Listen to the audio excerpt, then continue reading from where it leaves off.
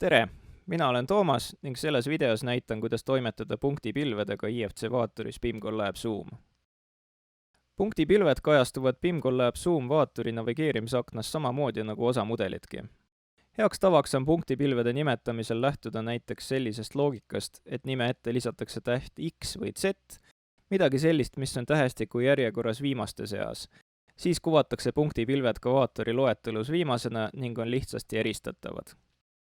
Kui nimetus ei ole juba selliselt vormistatud, siis iga kasutaja saab lisada eesliite enda vaaturis, tuleb teha punktipilvel või pilvedel parem klõps ning valida menüüst Add Prefix ning siis sisestada soovitud tähekombinatsioon. See kajastub vaid kasutaja vaaturis ning reaalset faili nime sellega ei muudeta.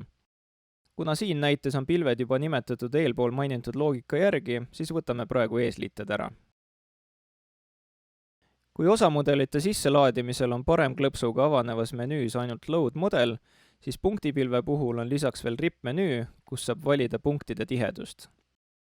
Mida suurema tihedusprotsendiga pilv sisse laetakse, seda koormavamaks see arvutile osutub, seega paljudel juhtudel piisab, kui punktipilv laadida sisse 10% tihedusega. Kui punktipilv on sisse laetud, siis paremaks eristamiseks soovitan värvida punktipilve mõne kontrastse värviga, et see oleks paremini eristatav.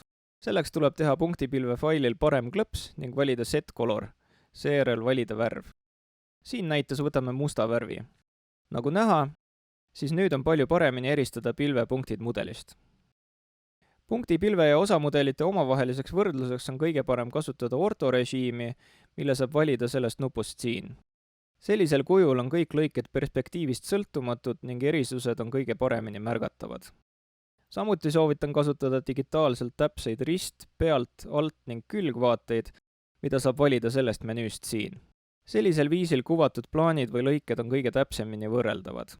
Ortorežiimi ja vaadete kohta on laiemalt seletatud meie navigeerimise nippide videos, mille lingi leiate käesoleva video kirjelduses. Kui on tehtud mitu mõõdistuse etappi ning samast kohast on mitu punktipilve, siis soovitan need värvida eri värvi, mis annab parema võrdlusmomendi. Punktipilvede omavahelise võrdluse puhul tasub ka laadimisprotsent tõsta kõrgemaks. Kui punktipilvede ja osamudelite omavahelised võrdlused on tehtud, soovitan alati kõik punktipilved maha laadida ehk navigeerimise vaates klõpsata parema hiireklahviga pilvel ning valida Unload Model. Sel juhul, kui koondmudel uuesti avada, ei hakata punktipilvesid koheselt sisse laadima, mis võib võtta omajagu aega ning arvutiressurssi. Siinkohal minu poolt kõik ning järgmise korrani!